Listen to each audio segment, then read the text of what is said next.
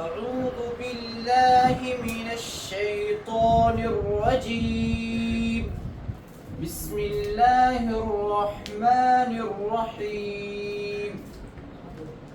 الحمدللہ 9 تختیاں مکمل ہو چکی ہیں. اس میں تختی نمبر 9 میں ہم نے بتا دیا تھا کہ یہ تنوین اور نون ساکن کا جو قاعدہ شروع کیا تھا ہم نے، اس کا پہلا قاعدہ تھا اظہار، اور آج جو ہم پڑھنے جا رہے ہیں وہ ہے اخفا، یعنی تختی نمبر 10 اخفا. اس کو اخفاء حقیقی بھی کہتے ہیں اور اخفا بھی کہہ سکتے ہیں، لیکن زیادہ بہتر یہی ہے کہ ہم اس کو اخفاء حقیقی کہیں گے، جو ہم بیچ میں بتا دیں گے انشاءاللہ. دیکھیے تختی نمبر 10 اخفا، تنوین یا نون ساکن کا قاعدہ، یعنی قاعدہ نمبر 2 ہے یہ. دیکھیے حروف اخفا 15 ہیں: تا، ثا، جیم، دال، ذال، زا، سین، شین، صاد، ضاد، طا، ظا، فا، قاف، کاف. دیکھیے ہم نے یہاں لکھا ہے، تھوڑا سا خیال رکھیں، تنوین یا نون ساکن کے بعد حروف اخفا کے 15 حروف میں سے کوئی حرف آئے تو نون کی آواز ناک میں چھپا کر پڑھیں گے. اس کو اخفاء حقیقی کہتے ہیں. یہ جو ہم نے پہلے بتا دیا تھا اخفاء حقیقی، اسی کو ہم نے یہاں انڈر لائن کیا ہے، اخفاء حقیقی. اب دیکھیے مین چیز جو اس میں سمجھنا ہے یہ ہے کہ تنوین اور نون ساکن کے 4 قاعدے ہیں. یہ ہم نے پچھلے سبق میں بھی بتا دیا تھا.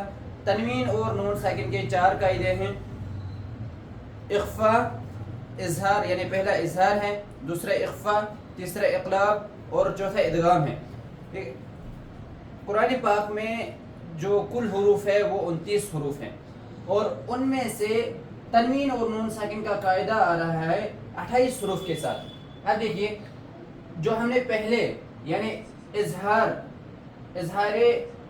حلقی جسے کہتے ہیں جو ہم نے پڑھا، اس میں ہم نے 6 حروف کا قاعدہ پڑھا. یعنی 6 تنوین یا نون ساکن کے بعد جب 6 حروف آ جائیں، یعنی اظہار کے 6 حروف آ جائیں تو اظہار حلقی ہوگا. تو 6 حروف ہو گئے. اب آج جو ہم پڑھ رہے ہیں اخفا، تنوین یا نون ساکن کے بعد حروف اخفا کے 15 حروف میں سے کوئی حرف آ جائے تو اخفاء حقیقی ہوگا. 15 اور 6 جب ان کو جمع کرتے ہیں تو 21 ہو گئے. تو ان کے بعد جو اگلا قاعدہ آنے والا ہے وہ ہے اقلاب. ایک حرف اقلاب کا ہے، ہو گئے 22 حروف، اور پھر 6 حروف اور آ رہے ہیں ادغام کے. جب 22 اور 6 ملا رہے ہیں تو 28 حروف آ رہے ہیں. یہ بات ذہن میں رکھنی ہے کہ تنوین یا نون ساکن کے بعد قرآن پاک میں الف نہیں آ رہا ہے. ہاں الف کی شکل میں جہاں بھی آ جائے وہ حمزہ ہوتا ہے، یعنی یا اس پر زبر ہوگی، زیر یا پیش یا جزم ہوگی. اس کو ہم پہلے ہی بتا دیتے ہیں کہ وہ جزم ہے یا یعنی وہ حمزہ ہے. دیکھیے اب مشق کرتے ہیں، جیسے ہم پڑھیں گے ویسے ہی دھیان سے پڑھیے. دیکھیے یا تنوین کے بعد یہاں جو پہلا یعنی حرف ہمیں یعنی جو پہلا یہاں لکھا ہے ہم نے انت منذر، اس میں دیکھیے انت منذر، انت میں نون کی آواز ناک میں چھپائیں گے، اسی کو اخفا کہتے ہیں. انت منذر، منذر میں کیسے پڑھیں گے؟ دیکھیے پہلے ہونٹ گول کریں گے پھر واپس لے جائیں گے. انت منذر، منذر. اس کے بعد کراما کاتبین، کراما کاتبین. کنت، دیکھیے پھر سے کنت، کنت، کنت، کنت ترابا. مخرج کا خیال رکھیے. دیکھیے ہم یہاں ترابا، مخرج کا خیال رکھیے. یتیما فآوى، یتیما فآوى من دخلہ.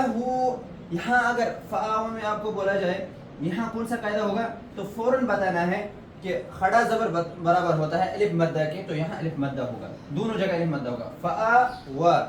فآوى یتیما فآوى من دخلہ. اب دیکھیں را پر زبر ہے، را کو ہمیشہ پور پڑھیں گے جب بھی زبر یا پیش آ جائے. رسول کریم نارا ذات کتاب فیہ. دیکھیے جیسے کنویں میں ویسے بو میں پڑھنا ہے. کتاب پہلے ہونٹ گول پھر واپس. کتاب فیہ یوم ایسے یوں میں بھی ایسے ہوگا. ينفخ من طغى فتح قریب من ثقلت انزلنا شيء قدیر. یہ آج کا سبق تھا اخفا، یعنی دوسرا قاعدہ تنوین اور نون ساکن کا قاعدہ نمبر 2. اب اگلا جو سبق ہوگا وہ تنوین اور نون ساکن کا قاعدہ نمبر 3 یعنی اقلاب ہوگا. انشاءاللہ الرحمن وہ اگلے سبق میں بتا دیا جائے گا.